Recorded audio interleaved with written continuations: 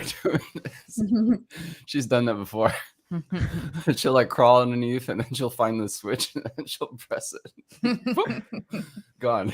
No more. Trying to see if We're live.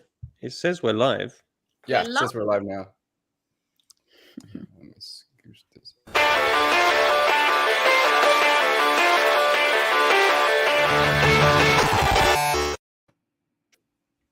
Welcome to the Renegade Lifestyle Live special here, Empowering Parenthood. We'll be deep diving into natural birth and homeschooling and unschooling.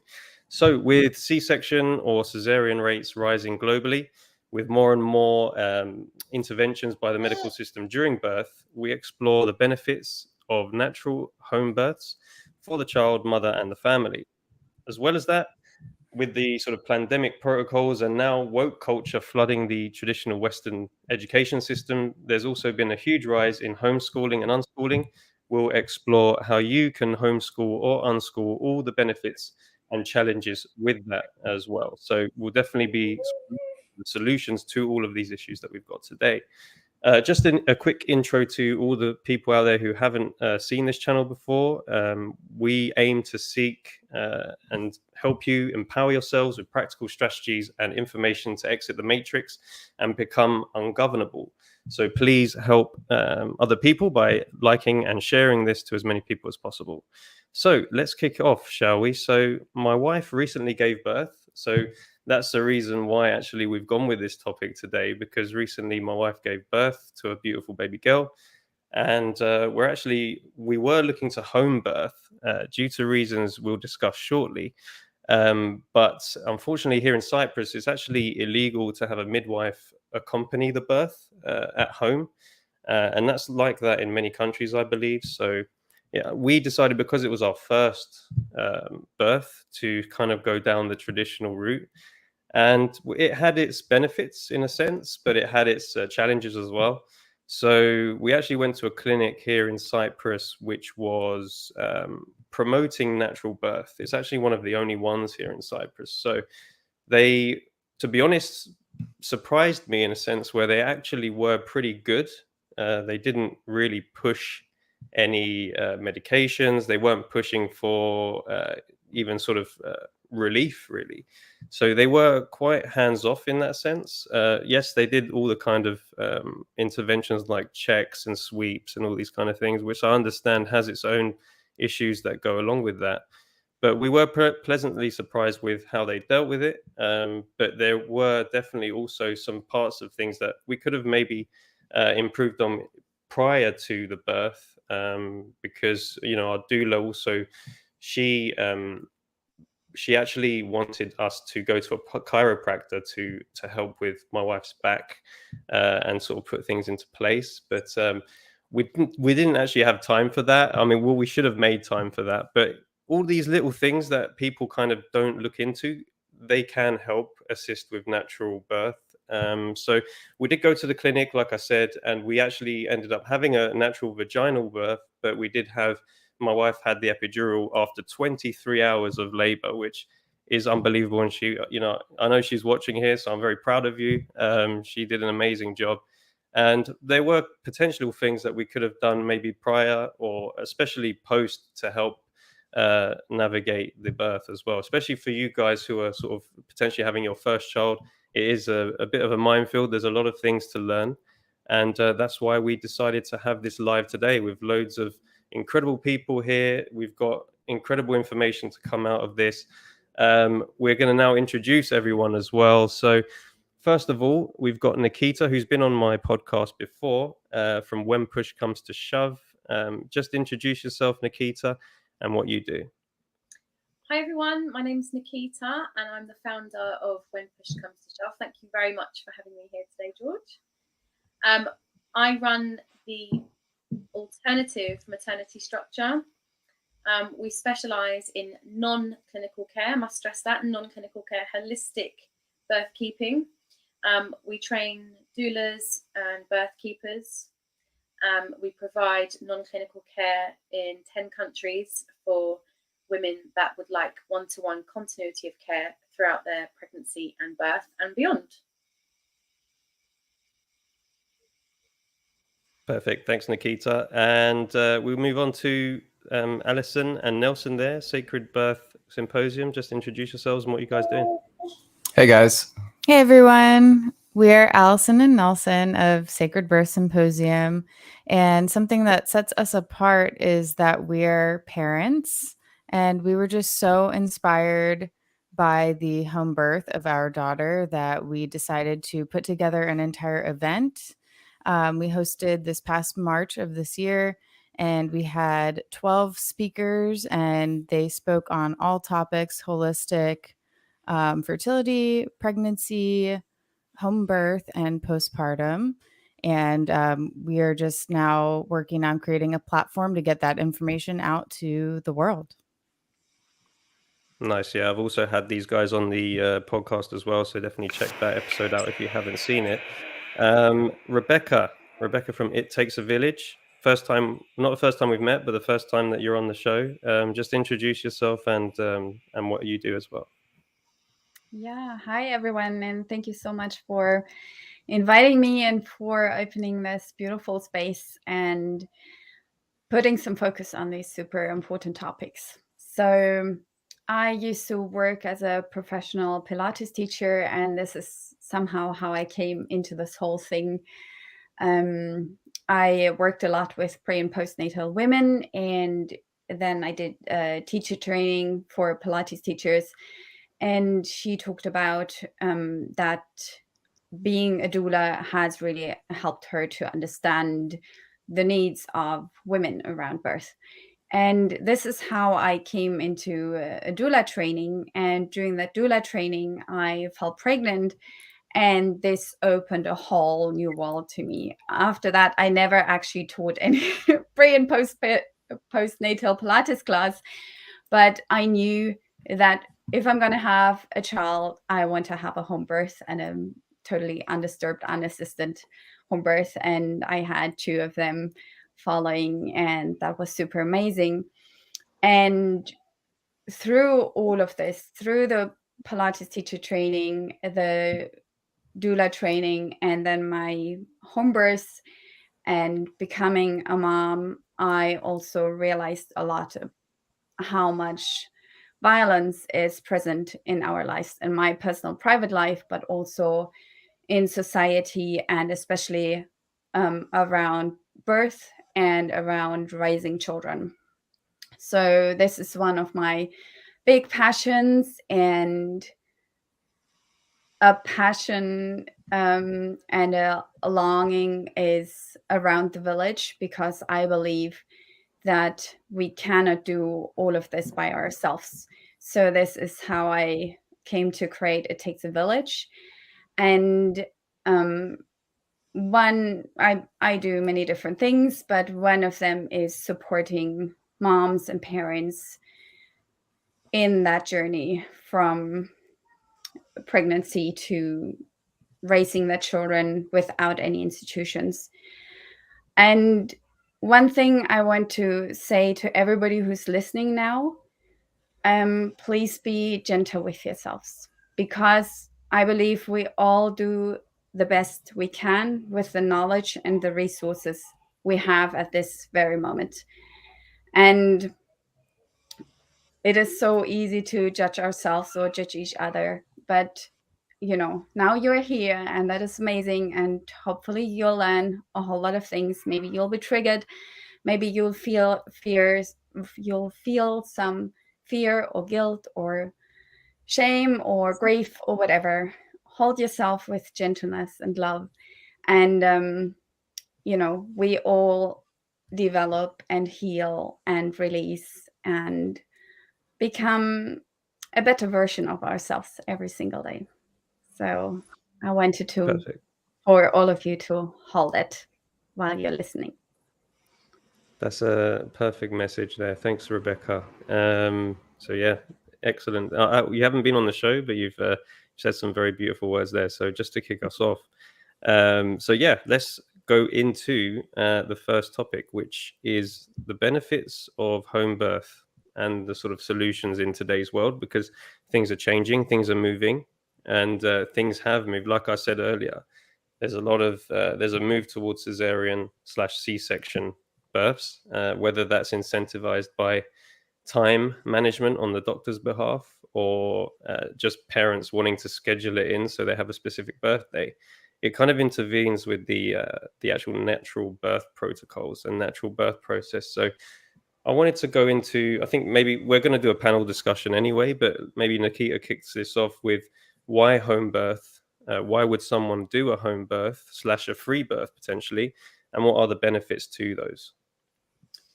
I think it's important to start with, let's just forget the benefits of home birth. I think we need to go even more basic and understand that we actually have choice. This is something women don't realize they have.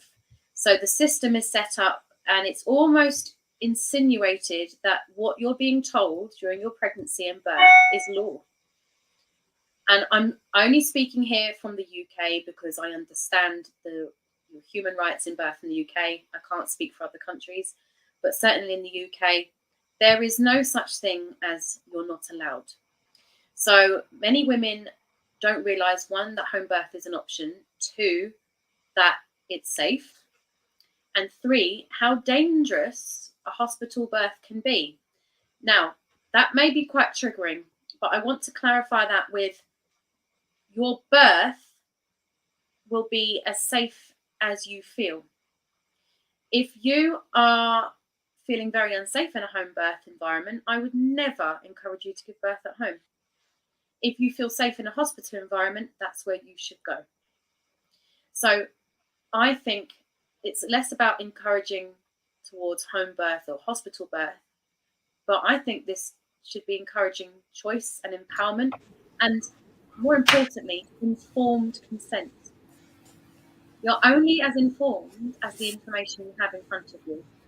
And very seldom is all the information presented to a woman who is going through a system where there is no continuity of care, where there is no information about nutrition, no emotional support, where it's a conveyor belt system. And women are being failed.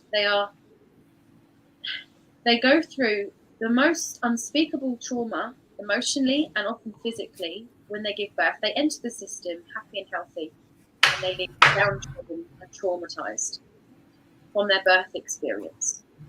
And from the hundreds and hundreds of women I speak to on a regular basis, there is one common denominator. They haven't been in control. So even if you end up with an emergency cesarean operation, but you have made steps through each process to understand that you're in control, you're empowered, and you get to make informed decisions, they tend not to be trauma. But it's when you feel your birth has been taken away from you, when unnecessary medical intervention has started the domino effect to more unnecessary medical intervention and results in a traumatic birth, where women kind of feel they have to thank their care providers for saving the baby for a process that they started in the first place. And if they'd had that information, would they have agreed to that process? Let's say, for example, induction. So I can list loads of benefits about home birth, but what is the point in listing benefits about home birth if one woman watching this has no idea she has choice? So I think the first important thing is, do you know you have choice? Do you know if you're told you're not allowed to give birth at home because you're too fat, or you're too thin, or you're too old, or you're too whatever, you can say, thank you, but no, I'm all right, I will do this. The problem is, right, the word midwife is meant to mean with women, but it doesn't anymore. It means with system. And there is no individualized care whatsoever. So let's say, for example, a 42-year-old woman who is offensively labeled a geriatric mother, she wants to have a home birth, perhaps, but she's told, no, you're not allowed, you're too old, you're high risk. Okay. And then you've got a 21-year-old who lives on fast food and processed food, takes no care in their nutrition, abuses their body, but they're not high risk. Not well, it's likely they would ask for a home birth if that was their lifestyle, but they wouldn't be labelled high risk. The 42-year-old woman who takes great care with their nutrition, exercises daily, she might be a yoga instructor or something, she's labelled high risk. So what about that is individualized care? They are ticking boxes. And the result is trauma. And women believing that their bodies have failed them, but their bodies have not failed them. The system has failed them. And conversely, they'll say, well, we advise you against home birth because these are the risks and that are the risks. At what point do they label and tell women the risks of hospital birth, the risks of medical intervention? I don't think there's in the conversation to start listing the benefits of home birth. I can quickly, you're 50% less likely to have a cesarean or an epidural. You're far more likely to breastfeed, to have an empowered experience. But again, your birth is only as safe as your environment. So who are you inviting to your birth? Have you got fearful people in the room? Because fear breeds more fear. Have you got people that are empowering you? Have you got all the information in front of you to make an informed decision? Do you feel you're actually in control of your birth? So I think that's probably a good place to start. I don't know if anyone else wants to chime in there. Yeah, absolutely. And Nickita, you're absolutely spot on about women being uninformed about their choice. And you're right that they don't understand that they do have a choice, right? They believe that the only choice is the hospital, but they're not. In our experience, parents are now uninformed, right, about birth. They're uneducated about birth, and then they've also experienced trauma that may prevent them from seeking out any alternatives. So now they're feared into the fact that they have to go to the hospital. And then on top of that, aside from the choice, the other core belief that I feel that they're instilling in people is the idea that your bodies are defective, right? Our bodies, when you leave our bodies alone, they trend towards health, towards healing, right? Our bodies are self-healing. So instilling the idea that your body's defective or something's wrong, or you have this disease where it may prevent you or increase the risk of having a child. From our experience, talking to a lot of birth keepers, midwives, doulas, when you leave the body alone and you nourish it through nutrition, through herbs, through natural healing practices that are non-invasive, the success of having a child increases, and increases massively. Here in the United States, our cesarean rate is at 33%, according to official CDC figures. So who knows if that's the actual real figure or not, but 1 in every 3 women walking into the hospital is being cut open, right? And when you compare that with statistics from, there's an organization called MANA, who basically is a Midwives North American Alliance. They did a study, and the birth rate, the cesarean rate was actually 6 times lower. So it was 1 in 20 instead of 1 in every 3 women. And all the midwives basically got together and submitted their home birth statistics, and this is what they came up with. And this is probably the most thorough study that has ever been done on home birth specifically. So, that statistic, and there's, other statistics that were gathered with, higher chances of breastfeeding. It really does show the benefits of home birth. And again, like Nickita was saying, if you have a choice, and you have a choice to go to the hospital, or you have a choice to birth at home, and it's important to weigh all of the factors, listen to not just your medical professional, but yourself, And this is something that we encourage at the Sacred Birth Symposium, is choice. Choice, and then also belief in your body. I can't tell you the number of times that we've talked to women where they've been told, oh, you have endometriosis, or you have this, you have that, and you're gonna have a cesarean, Or be infertile.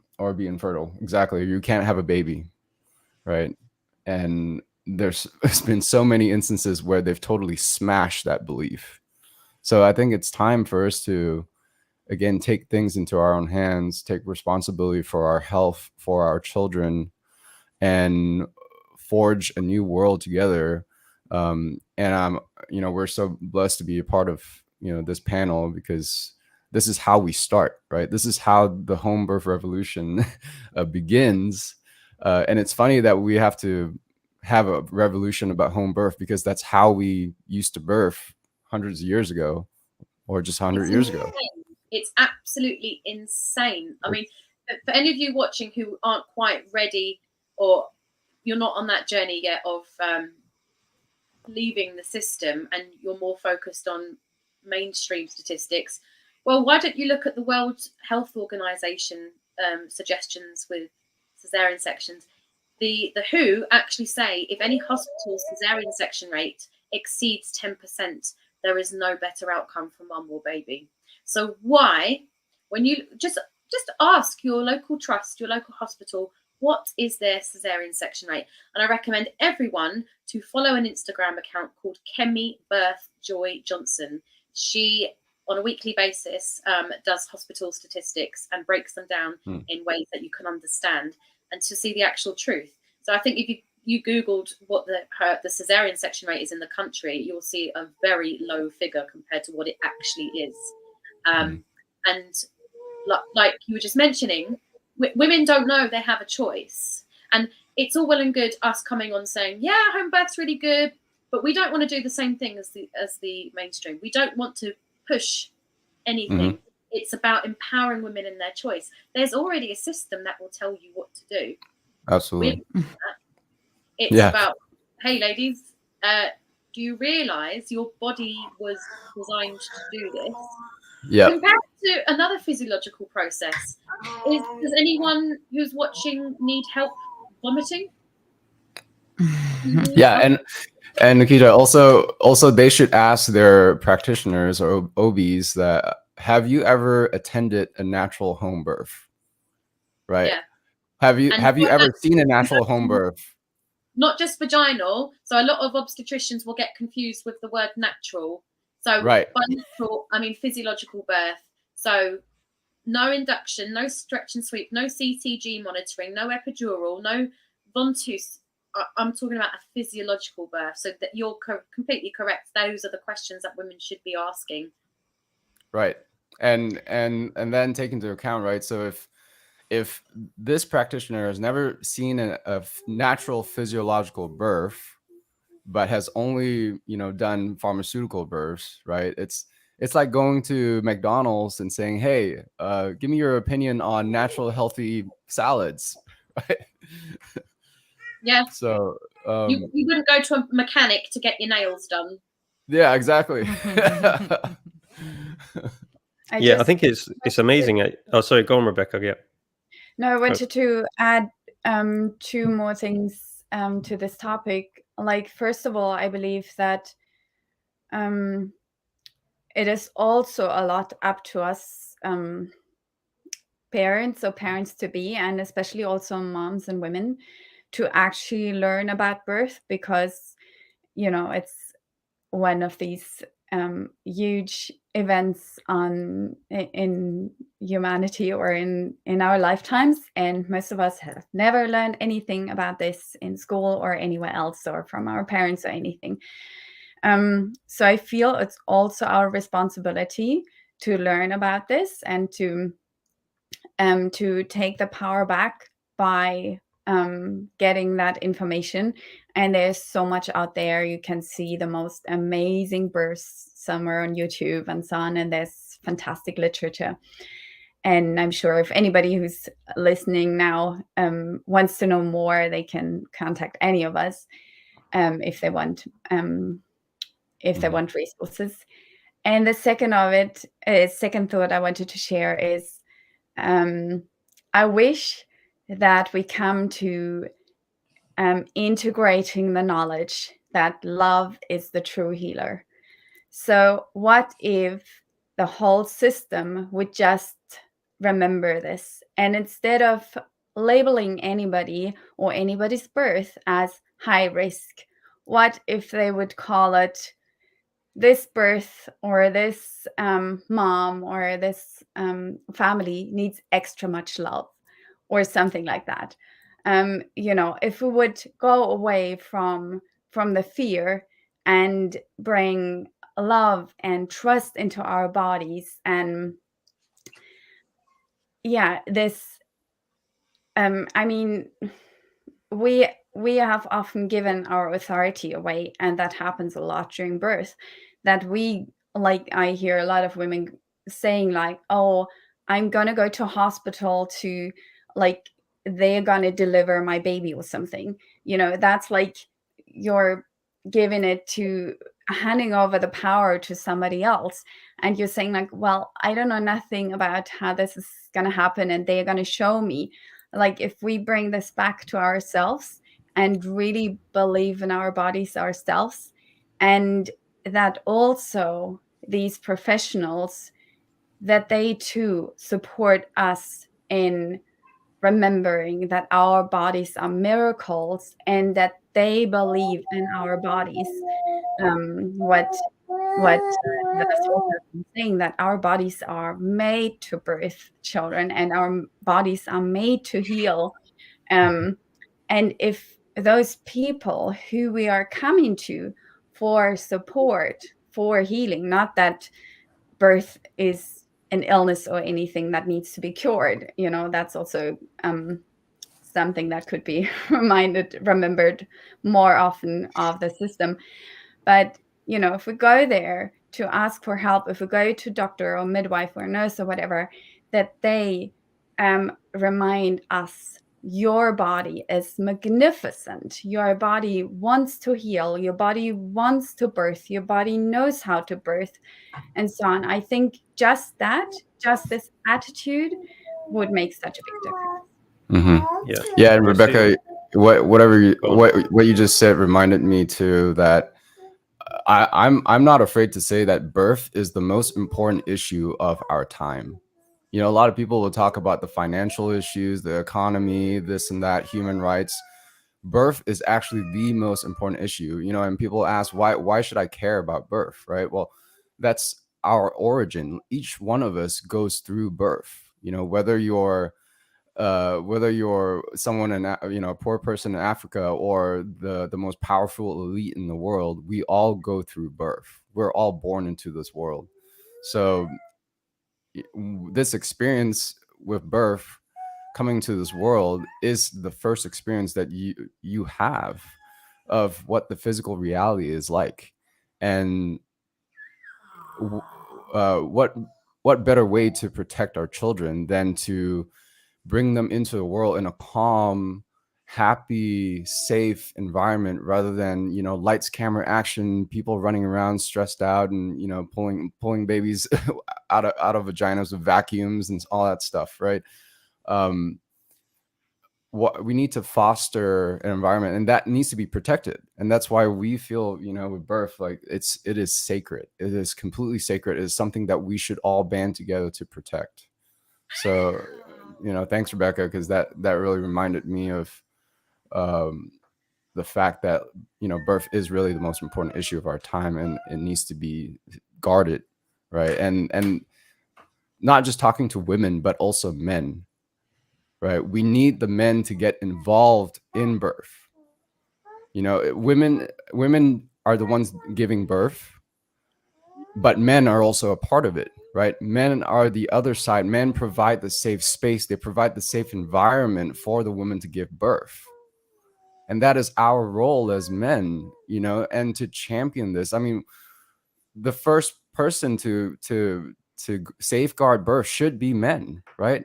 Like, this is the origin of our species, of humanity. And yet we're just stepping aside and allowing someone else to come into the space that we believe, or we've been told is an expert on the issue, which they're not in my experience, and allowing them the space to do whatever they want to our child, to take them away, to take them out of the mother's hands right when they come out of the birth canal, take them to some unknown room and do whatever they want to them, and then bring them back.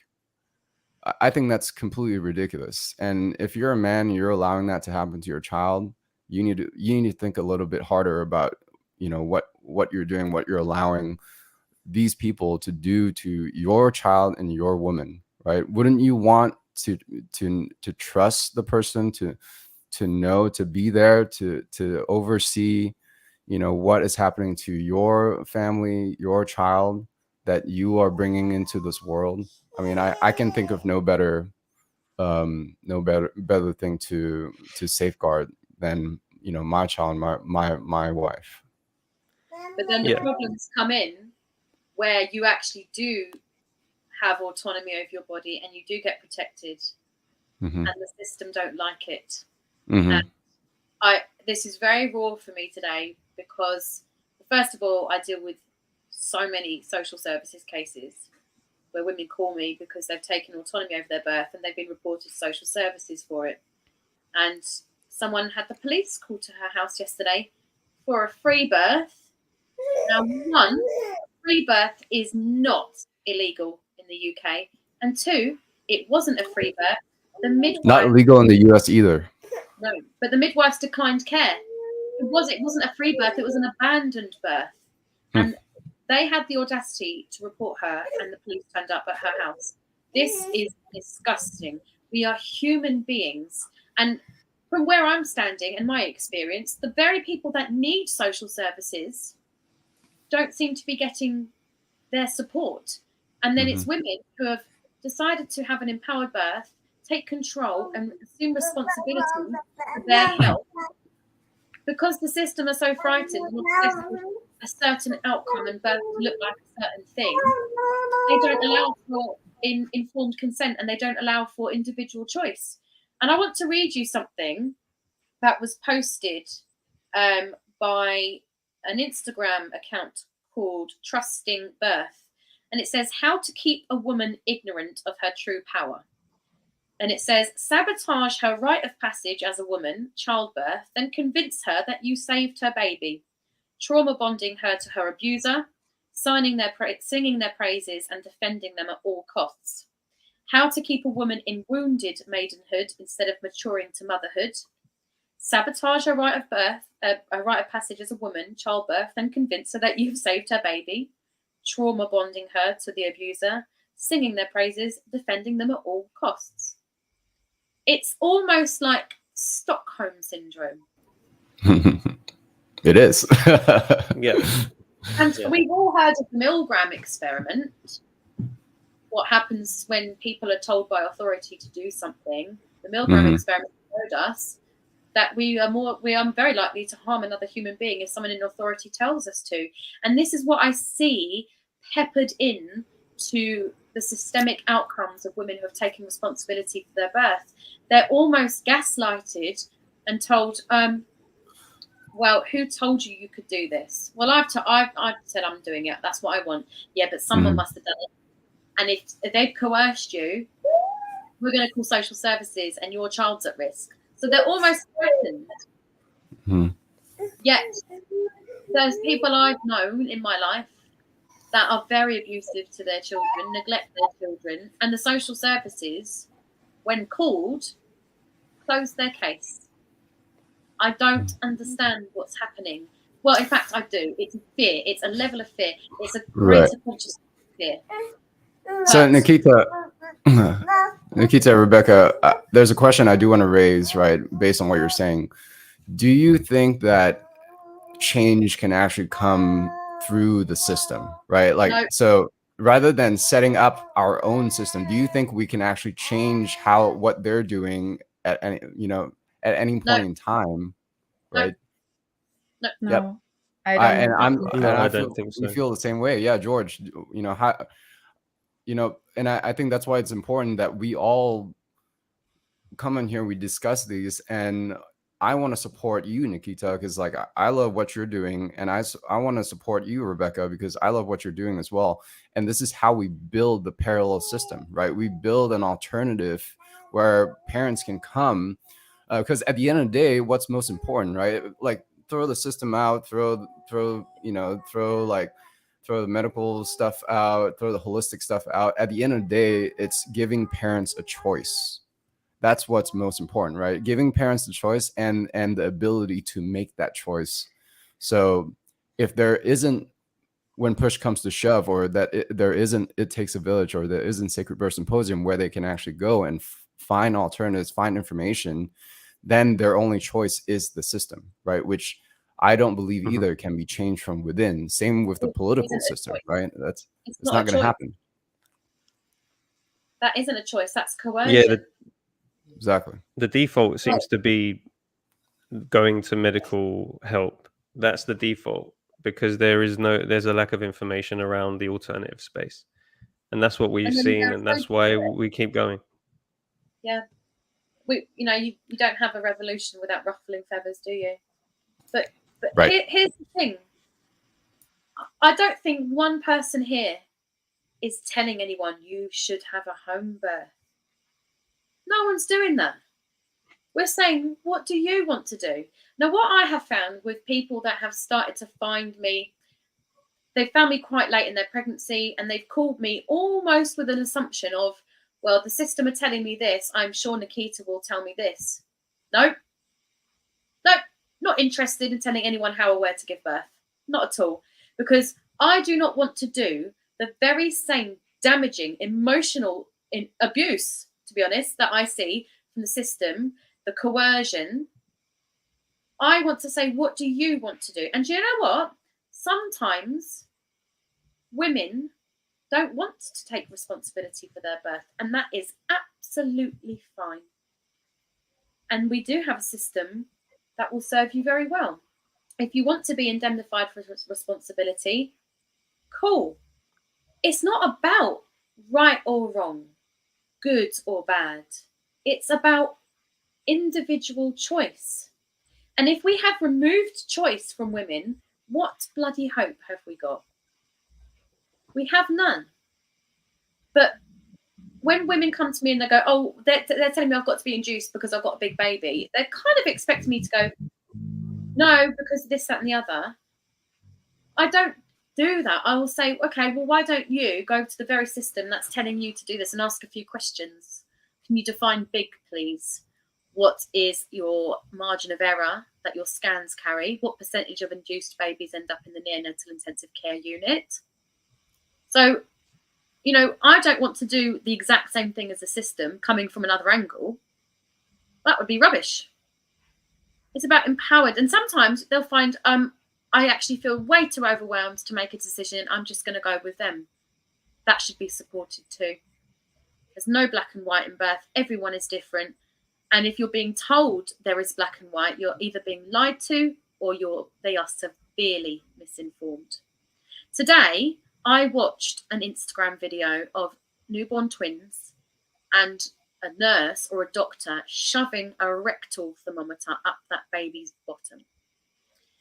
And I thought, what's going on here? And it turns out, whatever country that was in, that is standard procedure. And I asked, what symptoms was the baby presenting with to think that you need to take a rectal temperature? Is it displaying symptoms of hypothermia? Why is that child not on its mother's skin? And they were saying, well, this is what we do. What, we're bad people for wanting to check the baby's temperature? I'm like, well, no, because it's kind of akin to giving everyone chemo just in case they get cancer. Has this child demonstrated any symptoms to have invasive objects put inside their bottom? Is that what a newborn needs? Straight away, as soon as it's carnated into this world, and they need to be poked and prodded. But do you know what? There are some people that might be watching that think, yeah, That yes, all women do need to go to hospital and all women do need to have this medication just in case something goes wrong. Well, where do we draw the line? Because birth is as safe as life. In fact, I'm not saying home birth's inherently safe, but it's certainly not inherently dangerous. What about choice? What about letting people assume some responsibility for their own health? But there are people that might watch this and think, no, that shouldn't happen, because we can't trust people to make their own decisions. And we're obsessed with controlling the outcome. Therefore, medicalized birth in hospital every time. There will be people that believe that. So, as Rebecca was saying earlier, what's the answer? Love. And I probably don't sound like I'm coming from very loving energy right now, because I'm not. I'm angry. I'm really angry, because I spend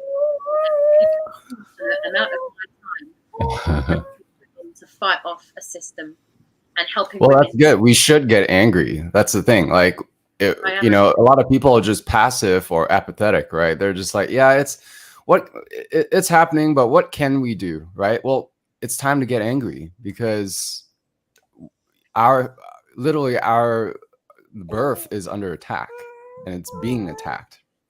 And if we don't get angry, you know, I wouldn't say that I'm an angry person, but I like to use anger to motivate me. I believe anger is a very powerful motivational tool, you know? So get angry, because, you know, it's okay to be angry, number one.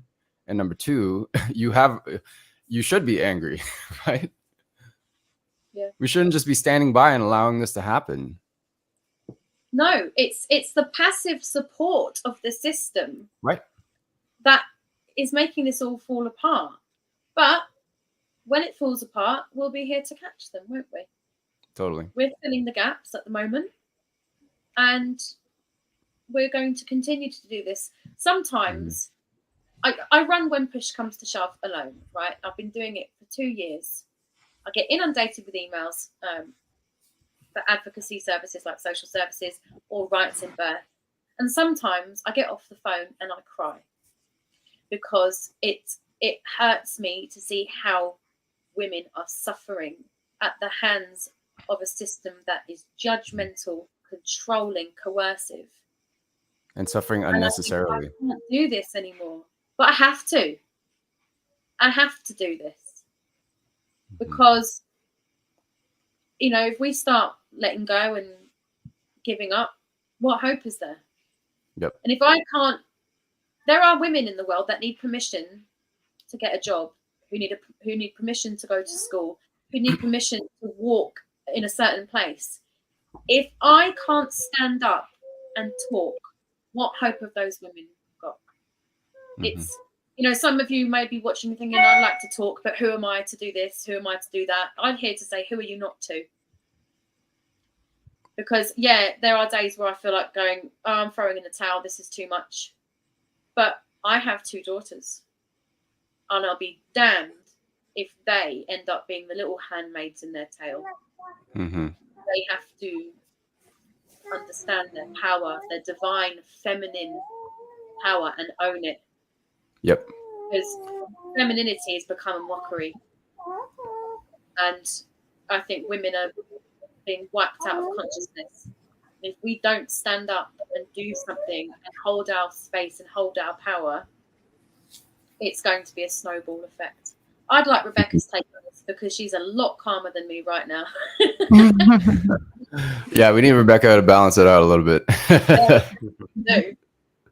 Well, just to expand on what you said a little bit, Nickita, this is part of your soul calling in this lifetime. And I truly believe that that's why, you know, we're all here on this earth right now. And a part of this revolution is, you know, to help save humanity. And birth really is truly a spiritual experience. And that's why we decided to name our event the Sacred Birth Symposium. And after you go through it, you really fully realize that it's an initiatory experience into parenthood and into your, you know, the fullest expression of your being, really, because that is what we're here on the planet to do, is to reproduce. But it's not just a biological experience, it's spiritual. It's deeply spiritual. It's transformational. and transformational. Yeah, Absolutely. The system and everything today, right? Everything you watch on social media and all that stuff, it doesn't encourage you to have children. So a lot of young people right now, they don't want to have children, right? Because it's expensive, it's inconvenient, et cetera, et cetera, et cetera. I can't do what I feel like I want to do in life, blah, blah, blah. And I'll tell you, that is all complete BS. Nothing has motivated us more than having a child. I mean, we've done so much more in the past, year of our child being born than I honestly have in the past in my entire life. It's insane because we have something there motivating us every day. That's what it is, right? That's what it is, It's Nelson. fantastic. It's like talk you about have now like a motivational fire. tool. You have a fire now because you have responsibility, and now society is teaching you not to have any responsibility, and it looks like it's part of the depopulation agenda, really, where through health, through this whole social media thing, be in your ego, let's be selfish, let's just not want to have any responsibilities apart from feeding your ego and making yourself be just drawn to pleasures, let's say. And you need to, I guess, reverse that if you want to feel something different, because that's where the world's going. It's going into that realm of things where it's kind of like, in a spiritual sense, the hell realm, where everyone's in their ego and no one really wants to even acknowledge their neighbors, and they're just basically everything for themselves, selfish, jealousy, all of those things. And then you've got the heaven realm, I believe, is here, and you just got to see it. I think Jesus, I'm not going to go down to the sort of religious thing, but even in the scriptures of stuff, Jesus mentioned that heaven's here on earth. Heaven is here, and you just got to see it. And the only way to do that is through information at the moment. And we do have a platform here, and we have platforms elsewhere that we can really spread this information that you are powerful. And like Nickita said, it's about empowerment, and that is through information. And it's not about telling people, okay, you've got to have a home birth, you've got to have a free birth. There's benefits to it. Fine, the stats show that. But there's also another way you can do that. And as long as that mother is comfortable and empowered, she'll have a great time. And, it will probably go smoothly, more likely be a healthy birth. So, yeah, I think that's excellent. I mean, is there any last George, comments on this? side note that Jesus was a home birth. Definitely, yeah. He was a free birth. He was a free Birth, birth. A free birth. There you go. Yeah. Absolutely. And I'm all our ancestors had free births and successful free births, and I know that they were successful because we're talking right now. And a lot of people get frightened. Well, what happened in the 1800s? Loads of mums would die during childbirth. Yes, that's right. And for the same reason they're dying now: poverty. So if you are living in an overcrowded environment where disease can spread like wildfire and you're malnourished, yes, you're going to see some problems. The other reason, and the same reason that now, there's a genuine medical complication. I don't know, you've been kicked in the pelvis by a donkey. That's going to be a mechanical issue during childbirth, isn't it? And the third reason now, and the most common reason in my experience that I see birth go wrong, is overuse of medical intervention for no reason. So, yes, women did used to die the time in childbirth, but look at why. If you are a well-nourished mother and you take care of your body, why is your body not going to work all of a sudden? Why would that happen? And I can tell you probably why. It will be because there's so much fear. If you've been indoctrinated by a system that you need saving, and that someone is going to swoop in with a cape, I'm going to save you. There's a really good, funny Monty Python sketch, actually, if anyone's seen it, where John Cleese is pretending to be the obstetrician. And they're like, we've got to go and see this C-section girl. And he's like, yes, absolutely. Bring in the machine that goes bleep. And she says, what do I do, doctor? And he goes, nothing. You're not qualified. If you've been indoctrinated with that form of rubbish, that because you don't have a piece of paper and you're not wearing scrubs, that you have no say over what happens to your body. And if you do want to say that you're gaslighted that you need some sort of form of intervention in social care, what form of power is that? I'd like it if someone actually came forward and stood there and actually said, I don't think women should be empowered. They will come up with excuses in roundabout ways. Oh, it's risk, and this can happen and that can happen. Yeah, but why do those things happen? Why is a woman at risk for a postpartum hemorrhage with her second baby because she had one with her first? Why? What was done to her? Did she have syntocinon? Did she have a managed birth? Why are we not looking at the cause for the first one rather than just labeling everyone? You're at risk of a PPH. You're at risk of this. You're at risk of that. It would be really refreshing if someone in the system actually came forward and said, you know what? Yep, I think we have to control all birth because it's inherently dangerous. That would be nice. Well, we're not it's possible that it goes there. I don't think we're that far away from something like that. I mean, I think it's, like you said, all about the empowerment, and information. And I think that you guys are doing a great job at that. And I think long may it continue around the birth side of things, because I think we need it. A lot of people's default is just to go to hospital, and that's just due to fear and the norm in today's society. So, excellent. Is there any last comments on this? Well, last thing I want to add, I think that we maybe didn't talk about is, not just the information and the knowledge and the ability, right, to have birth on your own terms. But I think what is missing that we didn't talk about is community. I think the community is so important, and this probably will, segue into what we're about to talk about next. But having a community to support you, and I'm not talking about community of birth professionals. I'm talking about community of mothers and fathers. Having that community there that you can reach out to, you can talk about your issues or talk about your troubles. You're like, man, I can't get my baby to fall asleep, or my baby's not sleeping, this or that. Like, I'm having issues breastfeeding. Like, just talking to other mothers or other fathers who are in the same experience is, one, healing, and two, also so beneficial to help you figure out, right, what is going on. Because I believe that most 90% of things can be solved naturally, because our bodies are designed to give birth. Well, women's bodies are designed to give birth and to nurture a child. So you have everything you need right here, and you don't need to go get formula, this or that. I mean, 90% of people, right? Obviously, there's always exceptions, but having that community is so important. And George, you provide a community. We provide a community. Nickita has a community. Rebecca does too.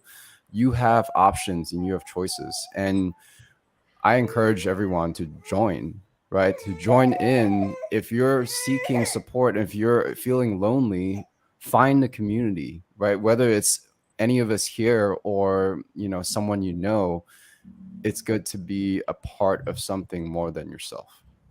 Yeah. Breeds confidence. No, I would say, that community part is one that is very dear to my heart, that village part. And I want to add that, like, for me, at least, this, like, the digital village has been, like, really amazing, or I have several different circles that I can tend to. And I also know that we are not meant to live the way we're living today. So the one part I would say is that we can turn to somebody to ask for help and so on. But also, we are not supposed to live like we're today, like that we're in these tiny little families and we have nobody in our, like, physical proximity who is actually there, who can physically be present, like, with loving, compassionate, respectful presence to support us. Like, parenthood is just so intense, and we need other humans. And that is not only other families with also small kids, but we also need humans who have more capacities and different kinds of resources. Because like if you have 3 little kids and your neighbor as well, then we have a lot of empathy for each other, but we have very little resources to actually really step in and help. So I'm really passionate about creating communities, or I call them nourishing neighborhoods, where people of different walks of life come together and support each other. So maybe people who have grown-up children or who haven't had children yet or something, that we support each other in a more fruitful way, I feel. But I do absolutely also believe that what Nelson just said is also super amazing and has saved my life for sure. But let's add the other one as well. Having a community is really important. I think we're having this, not an issue, but we're here in Cyprus, let's say alone. We have family in other places here, but with regards to physical presence, it's just me and my wife, and we've found the challenges. And we go around the village here, and we actually see, like, in different houses, you'll have the grandmother there, you'll have other extended members of the family. You could have easily about 10 people helping out, and that's how it basically is over here. It's still kind of like that, where you've got families fully helping. And I think that was one of the downsides of moving here from the UK, because we have everyone there. But I would also say that you can, I guess, find support elsewhere, even if you're sort of remote, let's say, from your community, through, I guess, online, but also even physical. I'm sure you can, if there's no meetup or community that you can find on, let's say, Facebook, and then there's like a meetup group, or you can create one yourself. So it's definitely something that, yes, you can have online, but potentially look at alternatives definitely in the physical, because that's very important. I mean, we found that to be probably the biggest challenge, especially for my wife, in the last few weeks, is the physical support, and it does need it, and I think we underestimated that. And I would say also just talking about our experiences when we meet people in person is so important, because a lot of times women who've given birth at home and had a really empowering experience, they don't want to talk about it to other women because they feel like they're going to, make them feel bad or ashamed of their experience. But we actually need to start talking about these experiences, and you never know who you're going to meet in person who's like totally on the same page or is intrigued and wants to talk about it more or hear about your experience. And that is how we get this revolution going, is we make home birth, and birthing outside of the system more of the norm and less of like the, alternative option, right, is what they want to call it. But obviously we know, which is funny, they call it the alternative. Really how, everything began was naturally before the medical system came and intervened. But so, yeah, just to reiterate that and reiterate your point and expand on that a little bit, is just we need to talk to people in person when we meet them about our experiences. And we try to do that when, people see our daughter and start interacting with her and saying how calm and happy she is. And we just mention, oh, yeah, well, she was born at home. And we really feel like that was a part of, what contributed to her demeanor. Yeah. Babies are made in love and born in love. Yeah. When you have sex, you release oxytocin. That's how babies are meant to come into the world. And they're meant to be born into the world in a sea of oxytocin, not adrenaline and cortisol and BP machines and gloved hands. But for some reason, there is, look, I have to make this very clear. It's ridiculous I have to do this. I'm not barking at all the nice, well-meaning individuals in the system. The system itself is the beast. And it's a pyramid. You work from your way down and you can see the indoctrination of it's almost toddlers in scrubs. Like, I have to do this. I have to save you. Who's that for? Is that for the women? It's definitely not for the women, is it? It's for you. got to feel like you're doing something. We all need to feel like we're doing something. It's part of the 6 human needs. We have to feel significant. But what better way to feel significant, to realize that you're not trying to coerce, or you're not trying to manipulate anyone into doing anything. That's empowerment. In fact, there's 2 types of guilt, and mums will know this very well, and dads too. There's false guilt and real guilt, and this is a big problem with mums, right? Especially with mother wound. So I'll give you an example of false guilt. You've got a codependent mother who is a victim of a victim, by the way, so there's no judging here. And she's saying to her son, fine, go out, leave me on my own. The son feels guilt.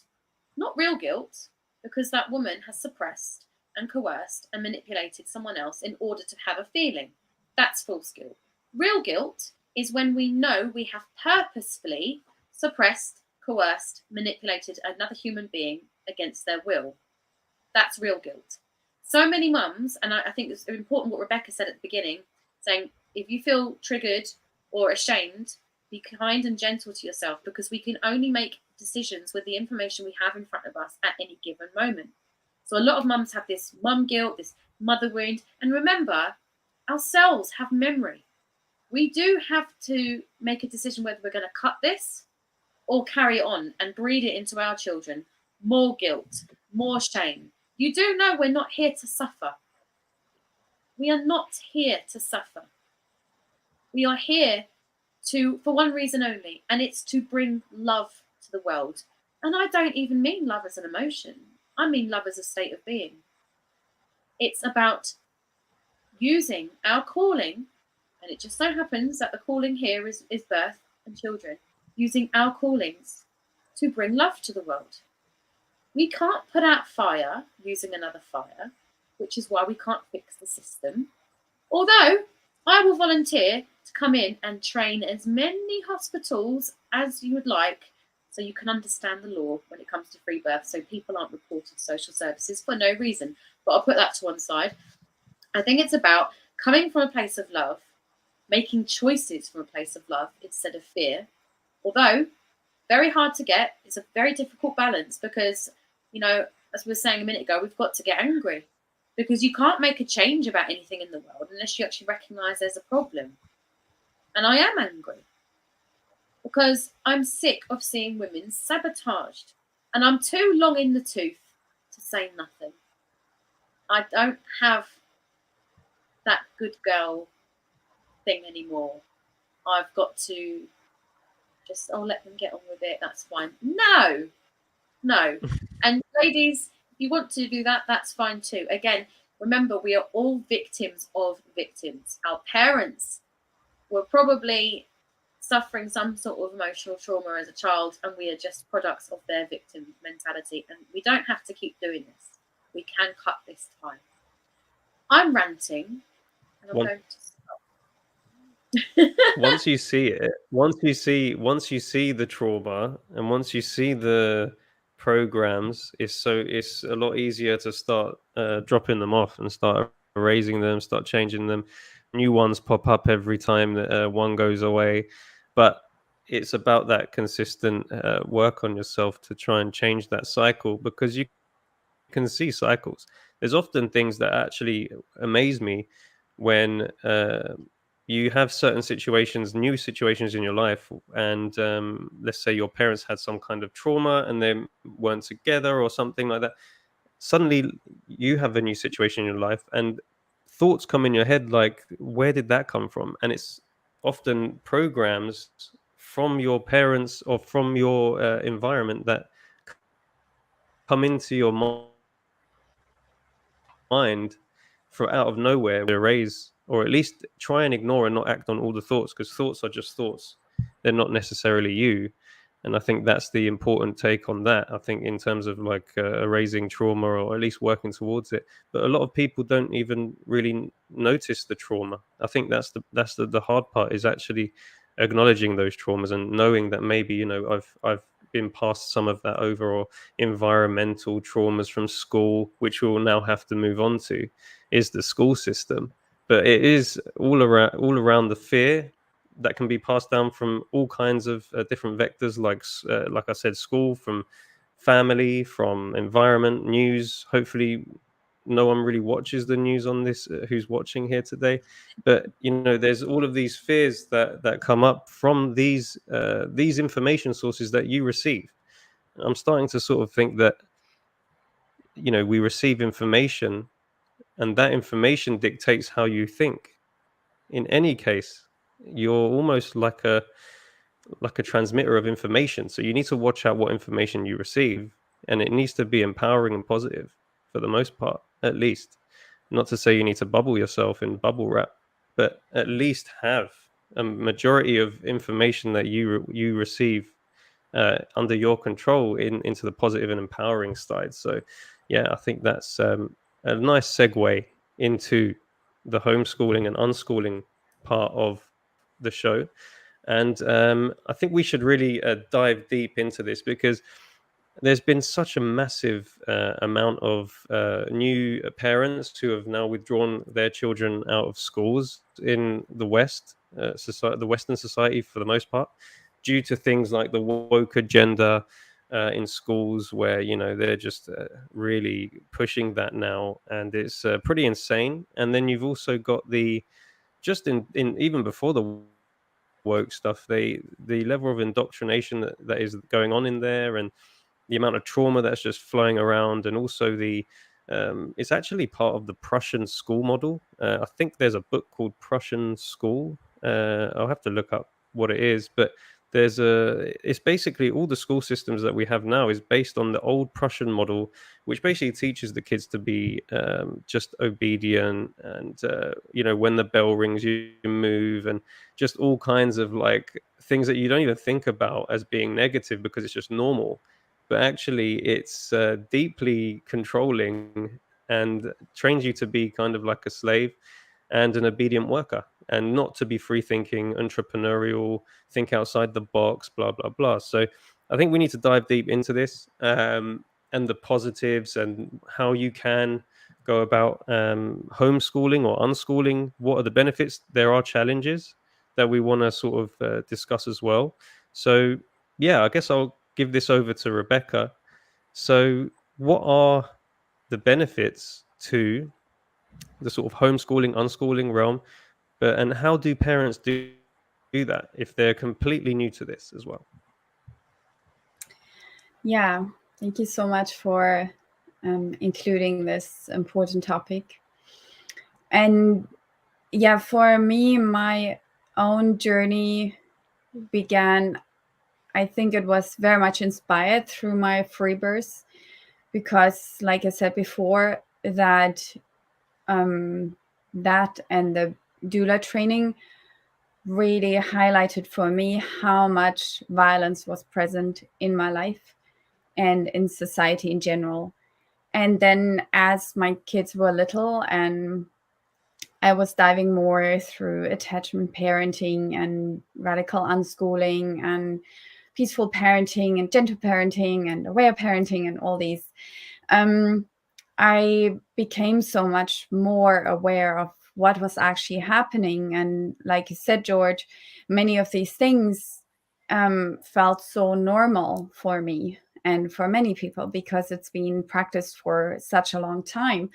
I wasn't even aware of the fact that there was this option to not send my children into institutions, like as it is illegal for, or in some countries, to homeschool or even unschool. So maybe to make this clear to everybody who's not aware of the differences, like homeschooling, I would say, is the term that is used by the governments and also by a lot of families. And homeschooling is, there's probably many different definitions, but in my point of view, it's school at home. So that would say, and like maybe that you follow a strict curriculum, that you have lessons like you would have at home, that you would say, okay, Monday morning at 8 o'clock, we have a 1 hour English lesson, and then we continue with 5 minutes break, and then we have a 1 hour or 45 minutes or whatever biology lesson or whatever it could be. But homeschooling is also, like I said before, the overall term that is used by governments. Like, for example, in countries where it is legal to homeschool, you could read up on either you send your kid to school or you homeschool, and what are the options there. And then in various countries, you have various possibilities to then even unschool. For example, in the UK, it is more free from what I've understood, even though there's also different stories. But unschooling I'm not super fond of the term unschooling, actually, because I feel it's saying what we're not doing. That is not very helpful, and it still refers to the term school. I prefer the expression life learning, because that's also what I believe in, that we learn by lived experience. We learn by living life, and not by being locked away in this artificial space where somebody else has decided who you're going to be surrounded with, and it's not natural. That happens never in a natural culture, tribe, whatever, that you would find 30 individuals of exactly the same age locked up in one room, and somebody else tells them exactly, now you have to do this particular thing in this particular way, in this particular order, for this particular duration, with this particular person. So I believe that this is not natural, it's not sustainable, and it's not healthy. I believe that, like Nickita also said before, there are many amazing people out there in the institutions. There's many wonderful teachers. There's also many different forms of schools, and also, of course, many different kinds of little humans, different kinds of children. It's not like a one-fit-all answer. It's very much, for me, also, like Nickita was highlighting about the birth, that you actually have choice and that you are trusted. And like, for me, it becomes very obvious, especially in these times, and in regards to birth or healthcare or schooling or parenting in general, that the government is not trusting us parents. So the government has decided what is the best and the optimal, the ideal, and we should follow it.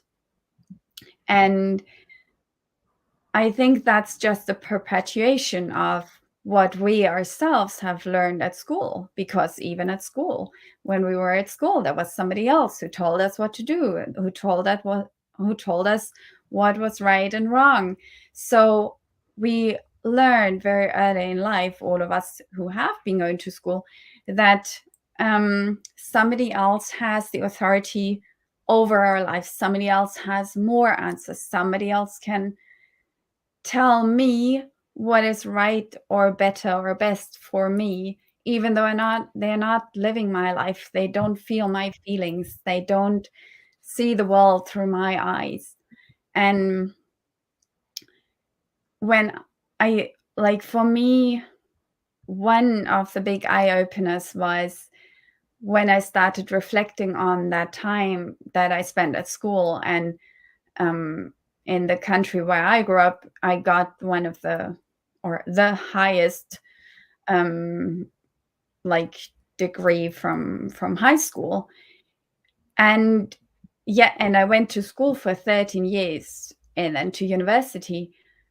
And when I thought back and reflected, okay, if I think back of those 13 years that I spent at school, every single day or almost every single day, if you would ask me, could you please summarize those 13 years, what you learned in those 13 years, I would not be able to fill one single hour. And that was a big shock. I realized that, yeah, I learned some basic maths, I learned some writing, and there's some tiny, tiny things that I remember. But already at school, I remember I've always had a good short-term memory. I feel that that's saved me through my time at school. So I could sit the evening before the exam, like just hammer everything into my brain. And then the next morning, I could write it down for the exam. 2 hours later, I'd forgotten everything, and I had never really understood the whole thing. That's also why I didn't memorize it for real. I could just use my short-term memory to bring it down onto paper again. But 2 hours later, I'd forgotten everything, but I got a good grade. But it was not any sustainable learning. It didn't help me further in life, and I also never ever needed this knowledge again in life. And in return, And was the learning fun? No, the learning, because also many times I had no idea what I was learning for. Right. I felt I was just learning it for the exam and for the grades, and that's not true motivation. It's not intrinsic motivation, and it's not embedded into real life context. Right. And then in return, when I look back and think about myself, or like people other adults that are around me, there's nobody who's struggling in life or who because they can't remember advanced maths or anything. They, like we all are, like the big topics in our lives for most people is we don't know anything about money, how to handle money. We don't know how to heal properly. We are not connected to our inner voice and our inner guidance. We don't know the essentials in life. We don't know how to grow food. We don't know how to build shelter. We are so disconnected from ourselves and from nature. We don't know how to communicate in a good way, how to have and how to create and maintain healthy relationships, stuff like that. So I feel in school we learn this one thing, but in real life we need something totally different. And the school system has just, like you said, it's from the Prussian times, and probably like that was probably the last update it got. Well, it's a military form of learning. Exactly. Right? It's not Exactly. fun or free or creative or any of that stuff. It's how can we make learning the most efficient and the most structured as possible? It shouldn't Yeah. feel like learning. It should feel like a download of wisdom. Yeah. And I can't remember at any point in my life where I had to recall the date of the Battle of Hastings, apart from maybe when I was doing a pub quiz. But why do we need to recall dates in history? Why aren't children learning to connect with their higher self? That's the first thing they should be learning. Why are children not taught about birth? I'm not saying really, really young, but even still, I've been to births where 3-4-year-olds are present because they're learning that physiological birth is normal. Exactly. Why are we fearing that? Why are we fearing ourselves? We don't understand to have relationships. We don't understand the significance of trauma because we're also brainwashed, and we don't realize, again, that our parents we are victims of victims. We have no connection with source. We have zero understanding of practical things. And some may argue, well, why do we need to learn how to grow food? And why do we need to learn how to build shelters? Because we live in an industrious age. How long for, guys? And also, why not? That's a beautiful skill. I'd rather. I think it's needed. It's definitely needed. And learn some actual skills from life. Because the power gets out of your hands once you don't know these things. Like you're relying on the centralized systems to deal with those issues if you don't know it. Now, it's fine if you're in a small community and like one guy knows how to build and the other guy knows how to do plumbing, and then that's fine and it works. But when it's a massive nation and you're just you just don't know how to do anything, and you're just relying on government to do everything everything's with your tax regulated. money, which mostly doesn't even go to that anyway. It goes to like Zelensky and other nations' leaders that they want to, just prop up and become one of their puppets. But this is where we are, and I think a lot of people need to take back those old kind of skills that no one really knows anymore. Everyone's online. I guess I'm a victim of that sometimes as well. Sometimes I have to kind of pull myself back, which my wife will definitely tell me that I don't do that enough.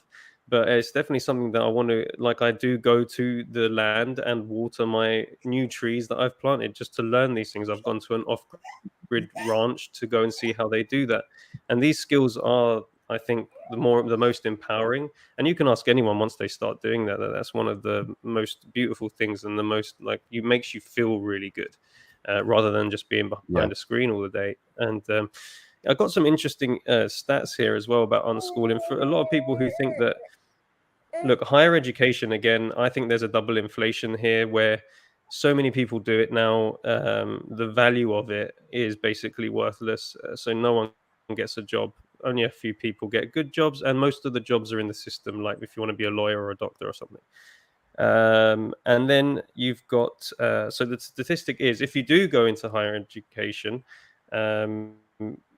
so you've got the double inflation, and also the price goes up as well. So we're not only does the supply go up, the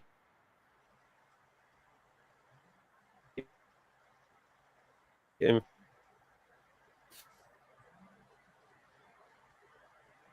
think we've lost George. Yeah, I think we might have lost George. Well, I really want to hear the statistics. Price goes up. I don't know how that works, but that's definitely for the kid before he's even at an age to make a decision. So he will be at a detriment if he wants to do a higher education course. But actually, George, I've got a stat here. You didn't hear any of that. Yeah, you hear I any of think it? you cut out a little bit. Can you hear me now? Yeah. Yep. Yeah, I've got an interesting stat here of, I know higher education gets its, look, you've got double inflation. I don't know if you've heard that, what I said with double inflation. You've got a supply of the amount of people doing degrees going so high that it's basically worthless, and most people don't get good jobs. And what jobs they do get, mostly it's doctors and lawyers who end up going down those paths. The rest is kind of useless, in my opinion. And then you've got the price going up as well in the UK and US of that. So it's like just two sides working against why you should be doing a degree at this point. But not only that, if you actually believe, some people actually say that you're stopping your child from making a decision if you're going to unschool them or homeschool them, because you're making that decision that they're not going to go on the traditional path, so they won't be able to go into higher education. But I've actually seen a stat here that the percentage of unschooling students who pursue some form of higher education after leaving home is actually 83%. And then 44% of those students who came from a home that focused upon unschooling have earned a bachelor's degree from an accredited university. So it's not as if you can't even do that if you actually wanted to. Now, I wouldn't promote that, in my opinion, at this point, because I feel like that path is kind of being demolished, basically. I think there's no real path there, and you're learning information. You're just memorizing information, like Rebecca said. It's not really learning anything about life. But the other things are, like, 78% of adults who came from an unschooling background were financially self-sufficient. So how many people can actually say that at the moment in the world? So these are just actual, I guess, monetarily speaking, but what you really learn with unschooling is how to be a person, a loving person. Take yourself away from kids who are unfortunately in public schools full of trauma, because you've got the bully in the playground who's probably got the parents who are either broken home, or they've had their traumas, which they've gone to the child who's at the bully now, who then passes that on to like another kid who's just like a shy guy or a shy girl who's at school, and they get bullied, and then you get traumatized by that. So it's just a whole spectrum in public schools, especially in the cities, of just trauma being spread everywhere. and then obviously the sort of indoctrination of information, which how do you know it's true? You're just being told that from a centralized system. So yeah, that's my 2 cents anyway. But I think what in terms of, we've spoken about the benefits of unschooling. I wanted to know, there's many downsides that people say around it, like socializing. And I wanted to get your thoughts on how can you navigate that if you're homeschooling slash unschooling. How can you navigate the socializing part? Because that tends to be the big argument against it. Yeah. So I like Rebecca's term of life learning, because really that it is as simple as that, right? I think the whole homeschool unschooling term has been kind of blown out of proportion, because it's the term you use when you don't want to go to the public school, right? So you're just like, oh, I'm going to homeschool or I'm going to unschool, but what does that look like? Right? I don't think we have a clear idea, because one, it's not formulated in our minds what we need to do. And if you're a parent, you just had a child, right? We're in the same boat. We just had our first child, and now we're thinking about, okay, how do we develop this child? What do we do, and what steps do we take, and what is their future like? And sometimes it's really as simple as just reminding yourselves that all you need to do with your child is to encourage them to learn, to make learning fun, to shower them with positive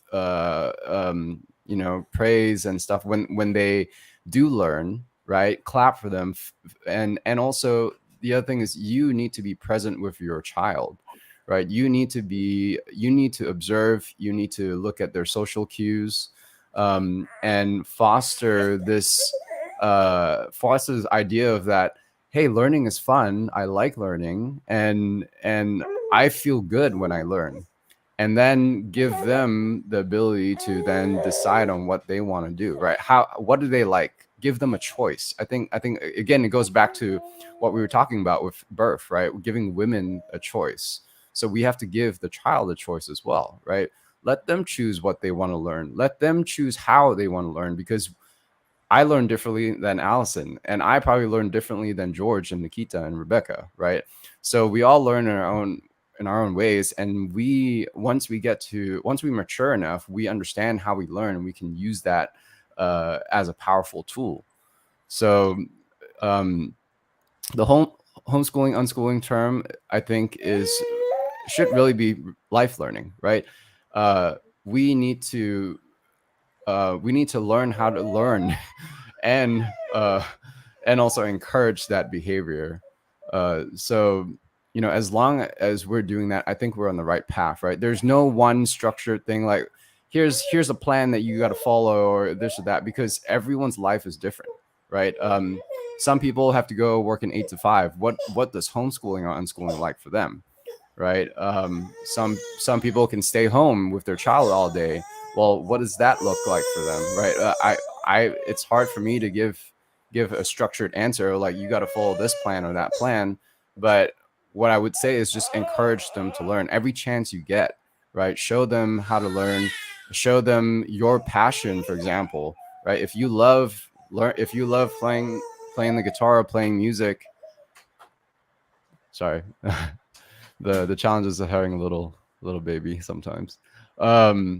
Learn, if you love playing music, share that passion with your child and show them that, hey, this is something I love to do, and I love doing it. I love learning about it. And would you like to join in, right? Include them in whatever you're doing. We love to grow our own food. So we take Madison out and let her play around in the garden, get dirty and roll around in the dirt and pick up leaves and stuff in their mouth. And I mean, she's learned how to pick mint. I mean, she's barely 1 year old. She has learned to pick mint and smell it. She understands that these different plants have different smells, and she loves putting them to her nose and smelling them. And she understands that this is a plant growing in the dirt. I mean, it's amazing how much these babies are just sponges, and they absorb information, they observe, and they're so present. When you look look at your child just looking at stuff, like they don't blink, they just stare. They literally stare right into your soul. So just encourage them to learn. There isn't one structure that fits all, right? I think homeschooling and unschooling is just a loose term for not the public school or not the Prussian school system. And take it one step at a time, right? You don't have to stress out about like, oh, what am I going to do when they hit high school age, or what are they going to do when they get to college? Are they going to be able to get into college? Well, we know many people who have homeschooled or unschooled where their kids have gotten to college and are now pursuing higher level degrees, PhDs, masters, just because they love their subject. And I'm not going to say that school isn't beneficial in some way for me, because for me personally, I went to college for engineering, and I found that it was extremely helpful because in the normal world, there isn't a structure like that where you put a bunch of students together and you all share a common interest and you're all learning at the same time. So for learning a trade and finding other people who are interested in the same subjects, it was extremely beneficial. And I think back in the day, that's what colleges and universities were, right? All these people coming together because they had a common interest and they wanted to learn more. They wanted to dive deeper into that subject. And it was probably fostered from a love of learning for them, right? They found something that they love and they pursued it by themselves, right? Unmotivated by exams, grades, detentions, whatever it is, whatever tools that they use to kind of poke you in the right direction or nudge you in the right direction. So for me, that was extremely beneficial, going to school for a trade, right? So I think going to school for a trade is not a bad idea. It's just ask yourself the question, is this something that you really love and you feel like you can take and then turn it into something into a skill set that you can offer value to other people? Yeah, I think universities most likely were so different to what they are today. I just think it's been a slow decline in quality because I think people are just motivated by the money side of it than the actual topic of discussion. And they're kind of just being fed one view without maybe discussing alternatives. For example, I did economics, and all they discussed was how it works now, but not how could it work? How could it be different? We never spoke about stuff like gold or silver, or how does inflation work, and all these things that are happening today. It was literally just, this is how it works, and you just need to memorize it to pass or to get a good grade, like Rebecca said. And then So with governing bodies as well. I mean, that's the other problem right now. So people who have got any integrity in their knowledge and their wisdom, unless you have a governing body who tells you you're allowed to practice this, you're allowed to practice that, you could be penalised for passing your knowledge on. I mean, you've got to be so careful. As a birth people, we don't do anything medical. Even down to the point where if someone wants to take a tincture after birth, there is no way I would give them one. They'd have to buy it themselves because there's some governing body somewhere. And I think doulas will be regulated soon because we're allowing it. We're allowing people to control womanhood. I mean, imagine that. I get that you've got to have, there are nutters in the world that go about the place pretending to be a midwife and causing significant harm. But there are going to be nutters anyway. Do we have to tar everyone with the same brush? And I get there needs to be guidelines in a system where there are people that may not have mental health capacity. I understand that. But when it comes down to just being with women, why does there need to be this sort of looking down on you framework? It should be here. But we don't live in an ideal world, do we? We have to aim for it. Yeah, I think it's take control and say no more. It will come down.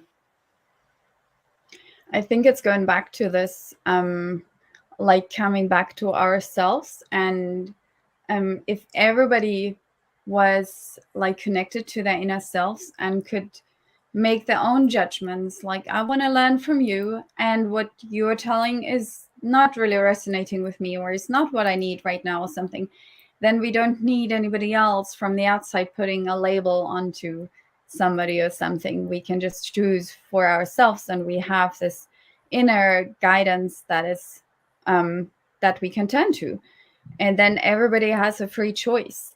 Because I mean, even when there's like an official stamp or label on things or people or organizations, that doesn't mean, for me, that doesn't mean at all that I trust them.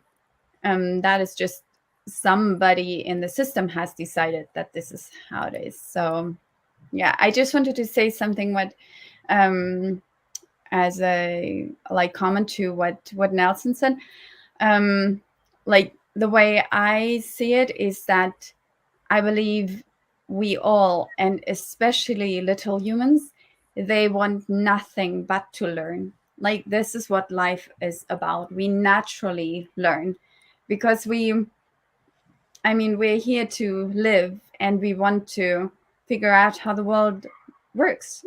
And we have this intrinsic motivation. I mean, that's how a little baby or a little child, they learn how to crawl, how to walk, how to talk, how to do so many different things without anybody telling them, without them having to go to school or having a teacher to do that. And that's like complicated, complex skills.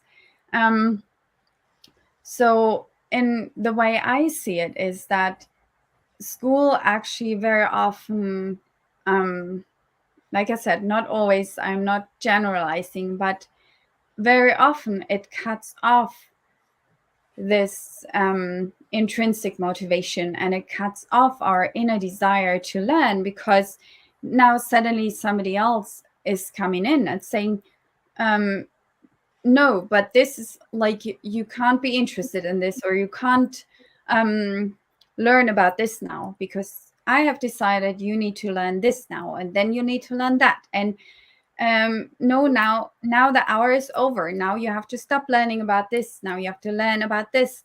For me, it's actually like, I really believe that we all are born with this innate desire to learn and to grow and to blossom and to heal. It's mostly the outside that's shutting it off. I mean, like, if I just think of myself, and I also recently I talked to a young woman, and she said, actually, like, she says like that she hardly ever remembers anything from what she learned at school, and that it also didn't interest her. But she said, like, I have so many things I would love to learn, and I could just take 10 years to just learn all the things I'm interested in and enthusiastic about. And I feel the same. I could do courses all the time. And it's just that we grown-ups, we have decided what learning looks like. And learning, actually, last weekend I did this beautiful workshop with an elder from India, and he has been observing for many years. He's been observing illiterate communities and how people learn when they are not dependent on the written word. He says literates are taught the word. Illiterates are living or are learning the world. So I feel, for me, this is very much this life learning, that the learning comes from within, because we are engaged in something in our real life that we want to understand, that we want to improve in. That, it happens all the time. I've never seen a child that just doesn't want to do anything. They always want to do something, just that we adults, we have started to label things. For example, we believe that play, no, you have to stop playing, now you need to go learning. But play is such a big, important and very, very beneficial way of learning. Just that we have fractured life so much, just like in real life, there's also nothing that is just biology, and nothing that is just chemistry, and nothing that is just, I don't know, like the school subjects, but everything is like interwoven. And that's the same with life, I feel. So we have created these systems where we like fracture life so much. And really, like, for example, I believe we can't be really healthy if we are, for example, if we have super much stress at work, or if work is like draining super much our energy. I feel like we need to, like, all parts of life are like integrated within us. And that's, I feel the same with the schooling system. Like when we learn, or our children learn, it's not like, that's not how it works in nature, that it's just so abstract. And I feel, for myself at least, I can say, I remember I studied, for example, biology at a very high level, and I couldn't even, sometimes I was looking at these detailed descriptions of how little things work in the body or whatever, and I remember thinking, oh, where is this even happening in the plant or in the body? Because I completely forgot the context. And I feel we are learning at school, we are learning so much out of context, and that makes it not sustainable because we have no connection. For example, I remember I learned French at school for, I don't know, 5 or 7 years or something. And I hardly remembered anything. I had, like, now can hardly put one sentence together. But then I moved to Sweden, and I really wanted to learn the language, and I was in the language. I actually met people who spoke the language, and I wanted to communicate with them. So without ever going to school, I learned the language like fluently within half a year. And in French, I studied for 7 years, I believe, at school, or 5 years or something. And I'd never met a French-speaking person. It never felt relevant for me to, why should I even learn this apart from passing my school grades? So for me, this is like really a waste of our life energy and our children's life energy when we decide what they should learn and what they should fill their precious time with. I mean, when you think about, we are going to school for like 10, 13 years or something, that's a lot of lifetime that we can fill with amazing things. And I'm like I said, I'm not at all against school, and I totally resonate with what Nelson says, that school can be super amazing, and you can hang out with people who have the same passion, and you can inspire each other. That's super great, but that is voluntary. That is again about having the choice. But whenever I speak to kids who are at school, which doesn't happen very often, because in my circles almost all kids are not in institutions, but when I do speak to kids at school, they usually say the most fun things in school is the breaks and hanging out with friends. And there we're back to what you asked initially, George, that question about the socialization. And I just want to talk about that. Obviously, I really believe that humans need humans. We need that village. But it's also really about if we all stop sending our kids to school, then the socialization will happen outside of the school. It's only as long as we feed the system that it sustains itself. But for example, I've spent a lot of time with my family in a village where all children are homeschooled or unschooled. So the school is standing there empty. So all socialization is happening outside, and that can happen anywhere. So and we can always find places. I know that that's a big issue for a lot of families who decide not to have their kids in institutions. And that's one of the things I do a lot, and that a lot of parents turn to me for this question: where can we find this place, where we find this village to unschool our children or have them out of institutions, but have other families around us, or any other humans of any age who are accessible during daytime, so that the kids actually can interact and have this social circumstance. And it exists in so many places. I just wanted to add also that Rebecca, you touched on like that school is fractured, the institutional school system. And another way that it's fractured, I believe, and this is manufactured too and not natural, is that you're in class with only the kids of your own age. The only time you get to socialize with kids of other ages is during recess and during lunchtime and during those breaks that you mentioned they love so much. And that is an important distinction between unschooling / homeschooling, life learning, whatever you want to call it, versus the institutional school system. Is kids of all ages are interacting with each other and socializing with each other, teaching each other and learning from each other and playing with each other.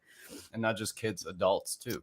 Right. And we've even already seen that with our 1-year-old daughter.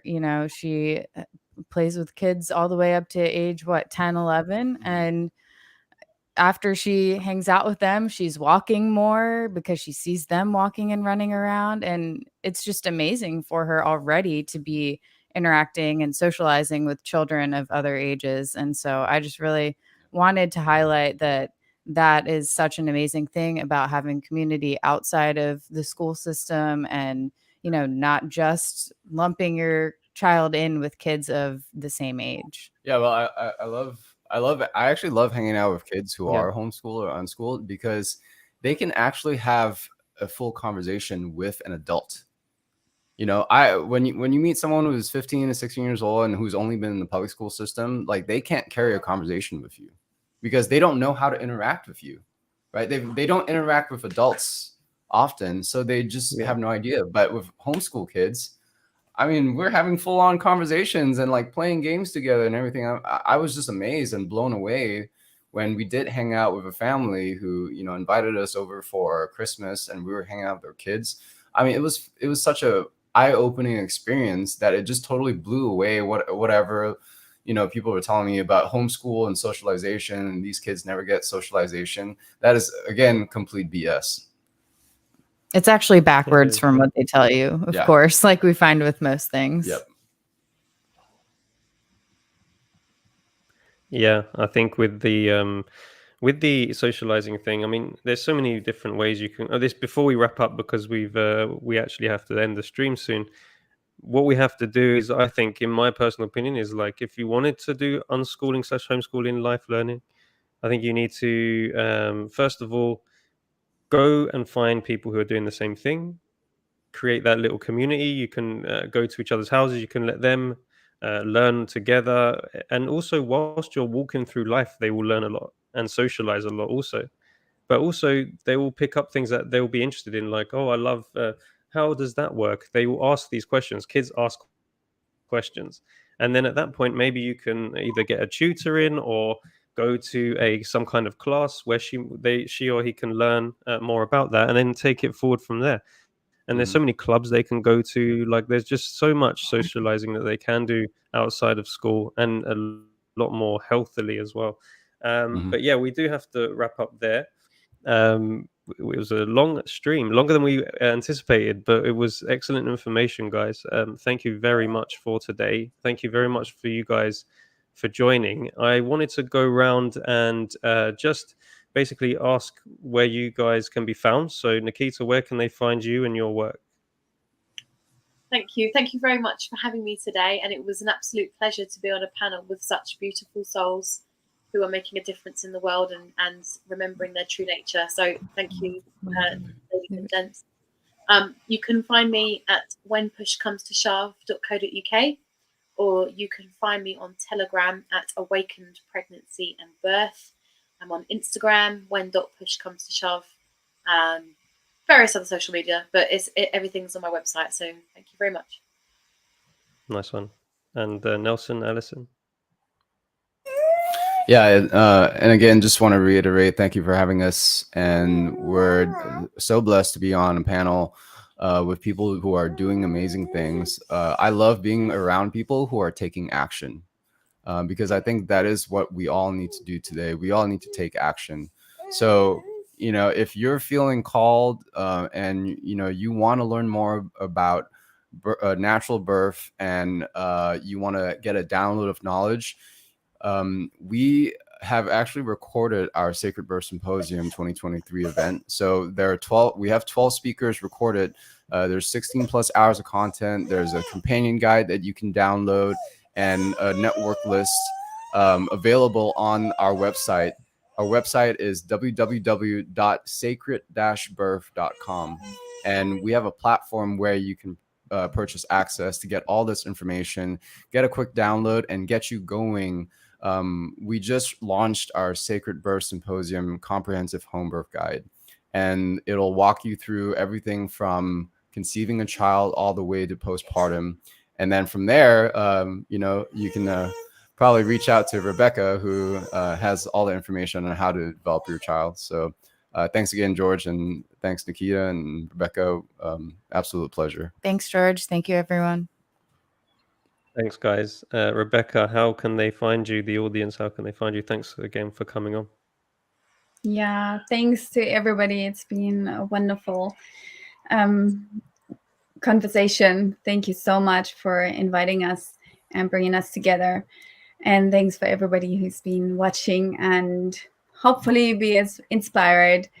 And yeah, if you want to come in touch with me, you find me on ittakesavillage.se. That's my website. And then I am also on Telegram under It Takes a Village. And I have several groups on Telegram as well. So best is then if you subscribe to my newsletter, then you will get the access to the groups, because that's like they are closed groups. So they're not publicly accessible. So they are a little bit more safe for the people who are members. I'm also on Instagram and on Facebook. Yeah, but through my website, you will find all of the channels. Thank you very much, Rebecca. One last thing. Your child is God's child, and that notion stuck with me. And you need to move out the way and let the child grow and learn and not force anything. You're the guardian. Let the child grow on their own, and they will have God with them. And you have to trust that process. Thank you very much, guys. Join our free newsletter, which is packed with content from the team and guests to help you move away from centralized systems and step into sovereignty. And remember to share, like, and subscribe to the channel. Thanks, everyone, for joining and for listening. Peace and love to you all, and we'll see you soon. Thank you. Thank you Cheers. so much.